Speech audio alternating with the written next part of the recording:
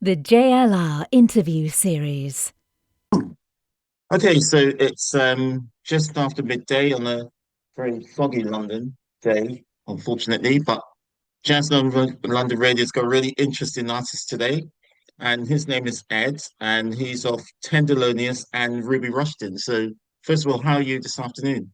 Yeah, very well, thank you. Yeah, all good. Just coming to you live from Jim Bradley's workshop where we're having doing some repair work to one of my saxophones. So yeah, Yeah, yeah.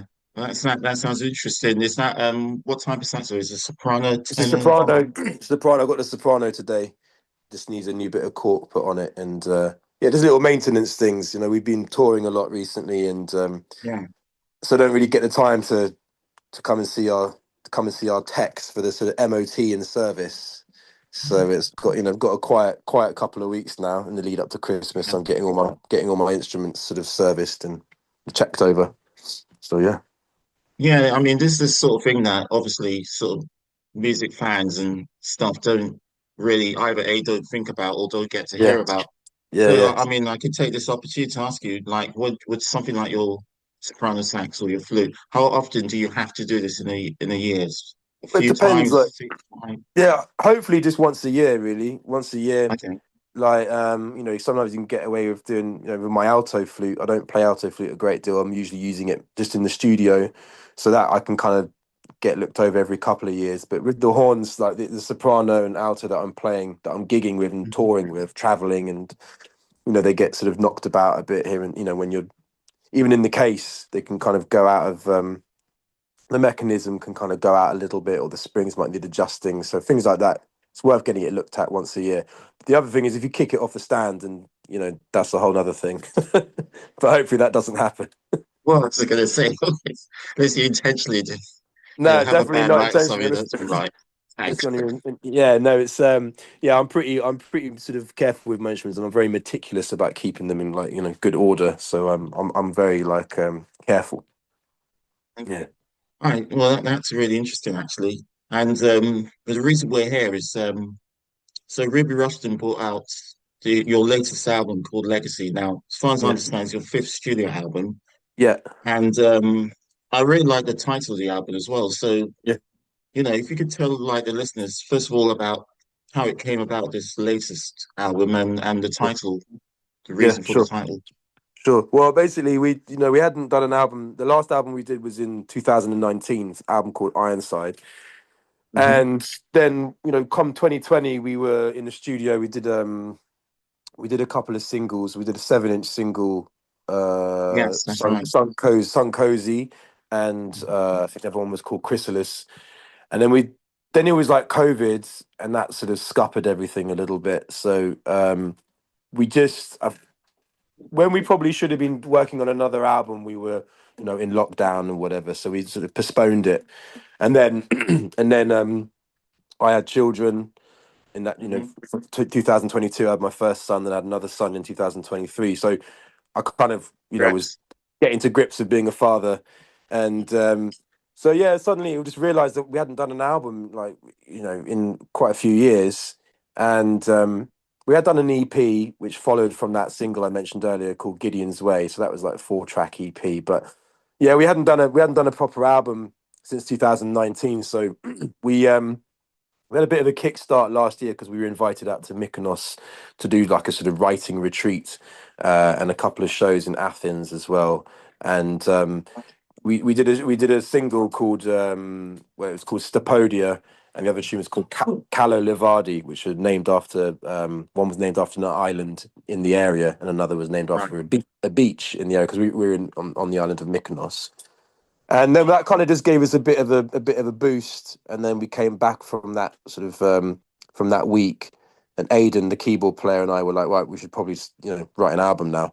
So we made a conscious effort towards the end of last year, and got together fairly regularly. He's down in Canterbury, so it's not like I can just pop over. It's a bit of Right. a commute, but we did, get together once or twice a month, and started like working on some ideas that we'd had previously, and or writing some new stuff as well.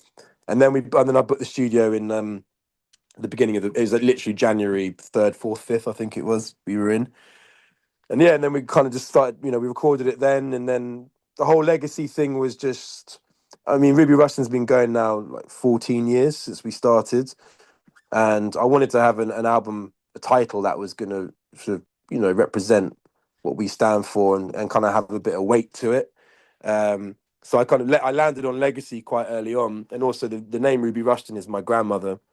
And the whole point of the band was to kind of, to sort of honor her legacy. She wanted to be an artist. In fact, she wants to be an actress. Well, she was a creative, but acting was her outlet, and a bit of painting as well. But sadly, she didn't ever realize her dreams. So I decided to name the band after her, just to kind of get her name in lights, get her name on posters, just to kind of to honor that legacy. So it tied in nicely with that. But then to be honest, like as the year wore, like we recorded it in January and we started mixing it. And as it kind of, I started to sort of go off the idea of calling it legacy. I thought maybe it was a little bit, I don't know, bit too much too soon. Maybe we haven't kind of earned that title, and I wasn't sure if it was going to translate well. So I was thinking of other titles for the album, but what happened was that the guy that we recorded with, the engineer, he was very ill, and he was basically, it meant that the album took a long time to finish because I was kind of working around his schedule because he was getting like a lot of treatment, and and basically, in that, by July when we finished the album, he died. He literally died the week after we finished the album. So I just, so it kind of, then it really made sense to call it Legacy because it was also part of Mike's, the studio was called Rimshot, and the guy was called Mike Thorne, the engineer. And we got very close because we were working a lot together throughout the year trying to finish the album. And so I'd be talking to him sometimes, like, doing like, we were mixing it, in fact, remotely. So it would be online. And sometimes he was doing it from the hospital. And then towards the end of his life, it was like he was back in his studio, but he was incredibly ill, so we could only do like an hour at a time or 2 hours at a time. So it was a really lengthy process. And then it's just sad just watching him die. And then eventually, he literally, he died quite literally a week after we finished. And so I just thought, well, the legacy thing ties in nicely with his legacy as well. For what he worked incredibly hard on the album, and I know his wife told me that they should have been doing a lot of things together, like walk, I don't know, whatever you do, walk on the beach, or you know what I mean, just like those like last moments of your life type things. And they didn't do that because he was just sort of trying to finish this album basically. So it was that was like the last thing he worked on was the Ruby Rushton album. So yeah, so that's why it's his legacy too. Yeah. I mean, that is the most incredible dedication, isn't it? Yeah. I think it's the least we could have done. I mean, it was By him. I felt bad enough taking up all his time because that time should have probably been spent with his wife, and but I think she and I went I went to his funeral, and I spoke to her, and on the day he died as well, and she said at the end of the day, like, all he wanted to do was to sort of finish the project, and he really cared about the project. So it was very touching. So I think it's the least we could do is to dedicate it to him. Well, So this is amazing, to be honest, because again, it's like, I'm so glad you said that because, some will, put the record on and listen to it. Like, what a backstory that is. yeah, it's quite heavy. It's Yeah, we did write about it. We were amazing. actually, if you in the on the vinyl, we did a gatefold for the vinyl. So on the inside, there's a bit of text, liner notes, and Right. we spoke about Mike, and just spoke about the story of the kind of the album. And yeah, so you can read about it as well if you have the vinyl. Yeah. But yeah, Okay. but otherwise, people might not know. So yeah, there you go. Now you That's know. amazing. Yeah. And also, I did wonder where you got the name Ruby Rushton from. First of all, it's a Yeah, really nice name, I have to it say. is a nice name. Yeah, yeah, It is a it is a nice nice name, name. yeah. But did she ever get to see you perform No, before? No, no, no, okay. no. I didn't start playing until I was 23. She'd been died a long time, like, so she died when I was still, I don't even know if I was even a teenager yet, but yeah, a long time ago she passed away. So Okay. she didn't even really know like I was like kind of pursuing music at all. Because I didn't start pursuing it till till I was I didn't start playing. Incidentally, it was soprano that I started playing first when I was 23 in 2007. So it's Yes, got it. Yep. Thanks. Yeah. So it was just it was quite do you want me to hold it, Jim? It was quite a late start for me. So yeah, Yeah, I mean, did all you? my grandparents missed out. Well, yeah, okay, well, yeah. Unfortunately, these things happen, isn't it? I mean, Yeah, were yeah. you playing any other instruments before you started sax, or did you start? No, That's really started from fresh, interesting. but Wow. I was producing. I had like I was always doing electronic music as well and producing and Okay. working with drum machines and keyboards, but not really knowing I was sampling a lot. I wasn't actually like playing a lot. I was sampling and Okay. then basically and so I kind of felt after a while that I was probably I felt like I didn't know enough about the music. I was just kind of stealing other people's music, by sampling. It kind of the guilt got the better of me, so that's why I started learning to play. Plus, I was I was going through a lot of stuff in my personal life. I needed some focus. You know what I mean? Right. Yeah, Wow, that's really interesting. I mean, there's quite a few sort of DJs and things like that who actually learn doing something similar to what you've done. I'm sure the guy from Tribe Called Quest, yeah. one of the rappers we play on Ali the Shaheed national Mohammed. side. Yeah. Yeah. Because he had another thing. He had another. Is it called Lucy Jones or something? After Tribe Called Quest. What was the name of the band? But yeah, I know he plays bass and stuff, and kind of got into playing a bit more rather than just like producing. But Q-Tip's a wicked producer as well. Like he knows what Mm, he's doing. Um, mm. so yeah, I just felt like it was a good thing to take on. The challenge of learning an instrument. So Well, that's yeah. great. I mean, that's great. Did you learn to write as well, music as well, or things like that? No, not really. Not so much writing. It was more just like I learned to like everything's really from ear. So I Hmm. do everything from ear. And when I sort of Okay. when I do, yeah, that's cool. That feels much better. Yeah. Yeah, needs a bit of cork grease, I reckon. Yeah. Sure. Yeah.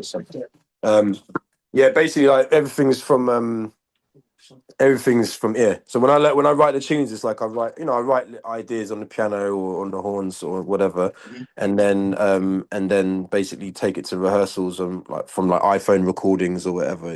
Very basic, but everyone learns. There's at no point do they learn from manuscripts. It's all like learning from ear. So at least Yes. it's like people really internalize the music. So from the Mhm. get go, it's like we learn the music from heart by heart. Instead Yeah. of learning it, instead of like reading it. Yeah. Yeah, much better. That's a bit more solid. Yeah, Yeah. that's solid. Yeah. Yeah. Cheers, Jim. So I trying to do the cork on my soprano. Had to That's all make sure. right. I'm quite enjoying this. You check I'm it kind of slow. just there Yeah. I'll see observing. that. Check it. And so yeah, basically what was I saying? Yeah, writing. So yeah, I don't really so we don't write anything down, and I think it just means that basically from the jump, everyone's just learning it off by heart. So when it comes to perform it, it's like we're just really like in the music rather than in the sheet music or like reading your iPad. You do it on your iPad or whatever. We don't have any of that on stage. It's all in our heads. Well, So that's it's a good. great. That's Yeah, great. man. And talking about that, one of the things I wanted to ask you is about, it's about your sound because I really like it, and I'm going to try to describe it from how I see it. Yeah, It's yeah, it's kind of like it's like an urban sound, and it's like you and sort of a few other musicians have taken sort of that urban sound in a different direction. So I'll give you an example what how I see it. So you're taking like funk elements and all these other yeah, things, yeah, yeah, and you created this sound which is really, really groove oriented, it's really good, but it's also jazzy. yeah, yeah, And but it's not like say like a couple of decades ago when that acid jazz movement came up, and yeah, it's quite clearly a nod to the 1970s. And yeah, then definitely. that will spark discussion. This is updated where it doesn't sound like what's been done previously. So what I want to ask you guys, do you feel that yourself? And is it something that evolved, or is it something that you had in mind all along? I think it's a bit of both. I think it evolved naturally because I think we don't want to keep doing the same thing over and over again. Like there has to be some evolution with the music to kind of try pushing the boundaries a bit or just trying different approaches. But yeah, I think it's like also maturing as well, and it's taking more time over doing stuff. In the past, I was like, writing in. Well, we record and mix albums in a day. Because it was like budget dependent as well, things like that. So we always just used to rush through it. Whereas this album, well, first of all, I found a studio outside of London, which was more affordable than the London studios are, and so that kind of helped. Sort of meant there was a bit more budget. And Mike, actually, the engineer, Mike Thorne, was very decent, and he kind of worked. He kind of worked with me on the budget a bit to give us that opportunity to have a few more days in the studio, so we could Yeah, actually like take a bit more time. And then just my idea was to, because I play a few different instruments, I just wanted to layer the sounds this time, overdub them. So rather than just having like, if it was like trumpet and flute, for example, then overdub soprano and alto sax, and Nick would then overdub flugelhorn as well, just to kind of get like bigger sounding lines. yeah, Um, and that worked really well. And it was like, it was something that I wanted to do before. And I think I'd tried it before. I'd gone to a session with the idea of doing it, but by the time we'd finished the session, I think we'd had like a half an hour left, and I was kind of rushing, trying to quickly see if I could like overdub a flute line on top of a sax and trumpet melody that we'd recorded on the live take, and it was just rushing, and I just didn't get to do it, and it just sounded it just didn't sound very good, and I was like, we just scrapped it. But I had wanted to do it for a long time. It's just we hadn't had the time to do it. But this time we had much more time in the studio, and so I was able to be a bit more kind of just approach it with a bit more space and a bit more patience, and then we kind of got that sound where it was like, yeah, you've kind of got like a full horn, almost like a horn section, even though it's just me and Nick, but you got like a yeah, bigger, like almost like a 4 or 5 piece horn section by the time we finished. yeah, And that was really cool. And then like percussion, like we used to play like on our first album, Two for Joy. We did that back in 2011. That was like a 10-hour studio session. We recorded in the morning for 5 hours and mixed in the afternoon for 5 hours, and that was it, done. And then it was that was finished. And we were picking up percussion when we weren't playing our horns or whatever, and playing percussion, and put them down and pick up the horns again. So it's kind of stop start. So this album Legacy, I've just overdubbed all the percussion, so we could kind of just build up that sound as well with the percussion, and kind of add those layers so they're kind of constant throughout the tune, rather than yeah, us kind of only playing when we're not playing our instruments, which is how we did it in the past. So that was nice. So yeah, it was good approach. yeah. I mean, and maybe that's what gives it that kind of flowing sound that all the tracks Yeah, really just flow from beginning to end. yeah, and that's the thing as well. I think the tunes, like the writing in it, is different because we've obviously matured as as people, as individuals. When we started, Ruby Rushton like was what 14 years ago, so I was like, man, I was like 28 or something. I'm 41 now. Mm-hmm. Like a lot has happened in that time, like and so I think that informs the writing, and same for Aiden, who I do the writing with. His kids are now grown up. Like one of them's gone to uni, and I remember when we first met, his kids were just like Yeah, toddlers or whatever. So so it's like a lot happens in that time, and so the writing changes, and I think we're more kind of I think it's more consistent, and and we kind of see the bigger picture as well. So when we were writing the album, we kind of wrote all those tunes pretty much together at the same sort of time. So we had an idea of the journey that we wanted, the feeling for the album in general. So it kind of flows really nicely because it was all sort of part of a bigger picture. Yeah. mm. And I mean, is it something that also, like when you play live, it's easily translatable as well? Yeah. We played the album live for the first time at Ronnie Scott's the other day, and it's amazing, man. It just flowed really well. Like that, it was like a 70-minute set, and I think we played the album in album order, and then we Okay. included 2 tunes we did a 10-inch single that came out this time last year, called the one Stopodia, from the trip that we Yes, had yeah, to that's a great track. Mykonos. Yeah. Yeah, so that one, so we threw that one in Calo Lavardi, which is the B side. We threw those tunes into the set as well because it's kind of part of the new, yeah, it's like all the new music we were performing, and it just worked perfectly. It was nice, but yeah, playing Legacy from like start to finish, it just works really nicely, you know. And Good. can I just ask you as well, who are the other guys in Ruby Rushton? Yeah, what Yeah. about them?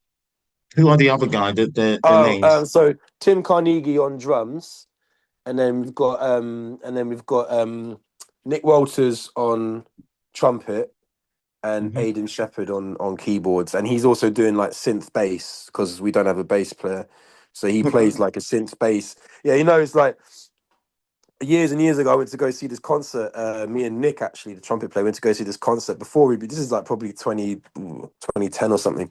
Went to go see Steve Coleman, and Oh, he had Steve this. Coleman, yeah.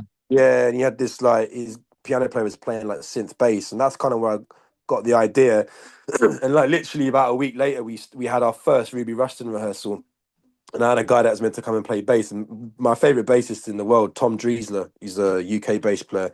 Um, he plays with like he plays on the Use of Kamal album, the first one they did, and he plays with Yoni Myres as well, this other Israeli guy, um, who's sort of current. And but he's my favorite bass player. But he didn't turn up. He didn't make the rehearsal for whatever reason. So I kind of last minute called up Aidan because he lived locally. So he was, he lived around the corner. He was in Charlton. We were rehearsing in Deptford. And I was like, oh, just quickly, have you got like a bass synth or something? Because we haven't got a bass player. Can you just bring a bass synth? And so he just bought he had like a little synth that he brought along with a couple bass sounds in it. And that's kind of where we grew the idea from. And because of the Steve Coleman thing that I'd seen, I was like, all right, I know it can work. And it Yeah. just, and Aidan is actually an accordion player as well. So he kind of like, Yeah. I think that sort of discipline of playing the accordion kind of translates quite well to him doing like one hand on the keys and one hand on the bass synth. It kind of just works. I think he just gets it. He does it very Yeah, well. I'm sure Joe Zawinul did that a lot on Okay. Weather Yeah, Report yeah, because yeah. Joe Zawinul grew up playing the accordion as far as I'm aware. Oh, really? So, Okay, interesting. Yeah, I didn't know that. Makes yeah, sense though. I mean, he was a bad boy Zawinul, like love Joe Zawinul. When he's playing with Cannonball Adderley, even before Weather Report, yeah. when he was younger, with Louis Hayes on drums and Yusuf Lateef, Nat Adderley and Cannonball Adderley. Yeah, wicked. I Great think Lewis pianist. Hayes is still with us as well. Yeah, is he? Yeah, yeah, He yeah. put out an album recently. I don't check for him too much, but like, yeah, I'm sure. Yeah, I went to go see Gary Bartz last night actually, Oh, really? Where at was that? Union Chapel. So Okay. saw him last night Oh, at okay. Union Oh, Chapel. Just because my mate he had a spare ticket. Hamish Balfour is a keyboard player in the Tenderlonious group. He's like he had an extra ticket, so we just went along and checked out Gary Bartz. It was great, man. Sounded amazing. I Sounded can amazing. imagine. Can Yeah, imagine. it's a Yeah. great show. So So yeah, I man. just need to ask you a couple more things because Yeah, I'm running out of time, unfortunately. But yeah, that's all yeah, right. you also your project, or I shouldn't say project. That sounds awful. Actually. It's all right. That's okay. Tenderlonious. Yeah, So that's something you also lead. yeah. Is that a different type of sort of vibe to Ruby Yeah, Rushton? yeah, definitely. Yeah, it's like it's more the Tenderlonious thing's like kind of is a different lineup. So it's Hamish on the key, Hamish Balfour on keys, Pete Martin on bass. We've got electric bass on that one. So it's Okay. so we haven't got the synth bass thing happening. It's got actual electric bass, and then it's the same drummer. It's Tim Carnegie on drums. Um, and I mean he drums on all my projects. Once you find a good drummer, you kind of got to hold on to them. Yeah. And so he does all my projects, including Jalbi, which is the Pakistani thing, and yeah, so he's doing everything. So yeah, I don't know, what was the question again? So I'm just trying to pack away my Oh no, I horns. was just I'm just interested about the vibe of Tenderlonious because Oh yeah, the difference. it's Yeah, different, sorry. isn't it? Yeah, so Sound wise. yeah, the lineup's predominantly different, but also the approach is different, and the kind of Hmm. thing that I'm trying to do. Like we're doing an album at the minute with the Tenderlonious guys. It's actually a new project. We're going to call it N22. It's like a new band because we're kind of collaboratively writing together. So I wanted to give it a fresh name. so it's not just my name on the bill. But it's that's more like kind of we're kind of going for a more funk kind of groove, headhunters sort of style.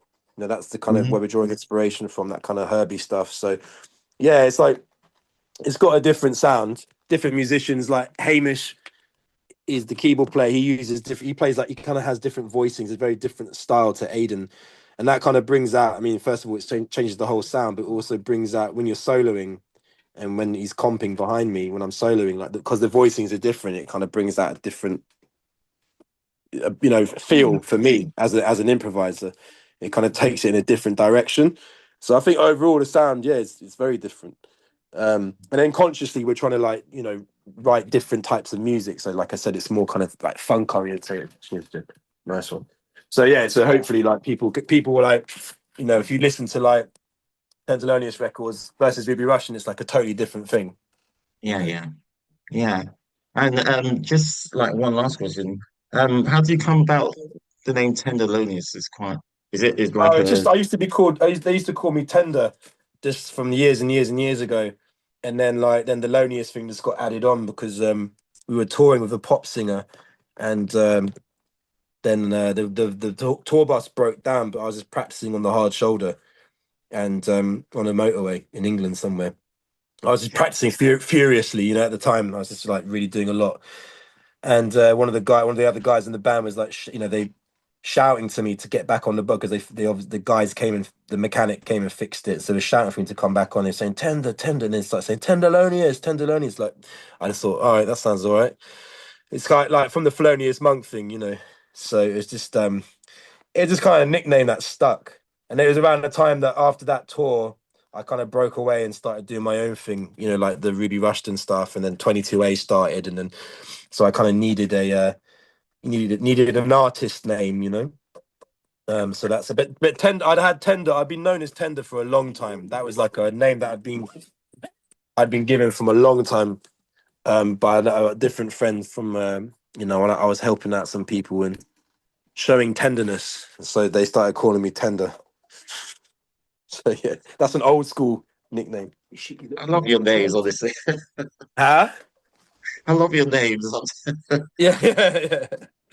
But yeah, man. So yeah, so All right, it's well, all got meaning. It's all got meaning. yeah, great. So yeah, I just want to say thanks for the interview. Yeah, No really worries, man. interesting watching you. Obviously, the listeners won't see it, but watching you in the In shop the as well, workshop. Yeah, in the yeah. workshop. That's the word I'm Yeah, if looking for. Getting it all together. any saxophone players or flute players or clarinet players, you come see Jim Bradley. What a good club. Okay. Yeah, you come see Jim Bradley down in South Wimbledon. Yeah, he's your Just guy. Google Jim Bradley, South Jim Wimbledon. Bradley, Yeah. yeah, exactly. Yeah, woodwind repair technician. You'll find him on Google. He's there. Okay. All All right. right, Just man. one last question. Yeah, yeah, yeah. If you want to tell like listeners if you're going on tour in the UK or something like that over the next few weeks or whatever, if you want to tell listeners if you got anything Oh, right. planned or I don't. Oh, yeah, we're doing. I'm playing at 100 Club in January. okay. It's like let me tell you now. Hold on. It is on the 12th of January. Ruby Rushton is playing at 100 Club. They've got like their own festival they're putting on that week. Okay. So there's a whole Yeah. load of events going on. So check it out. But yeah, Ruby Rushton's playing on the 12th. Okay. At the 100 Club, which is in I think it's in Soho, isn't it? Yeah. Oxford Street, just off Oxford Street, isn't Yeah, it? Yeah. right. So yeah, easy to get to. So Oh no yeah. no Excellent. excuses. No excuses, no. Well worth it. Oh, this Cool, has man. been a very good interview. So really, thanks for your time and yeah, No enjoy the worries. rest of your day. Yeah, man. Thanks, Fantastic. man. Yeah, good to meet you, man. Yeah, you too. And All right. hopefully we'll get to see you play. Yeah. Come and introduce yourself. If you come to the show, make sure you come and say Okay. hello. Yeah, Yeah. wicked. All right, All Larry. right. Nice Nice one, one. brother. All right, man. Take care, man. Cheers. All right, man. Bye. Bye. Bye.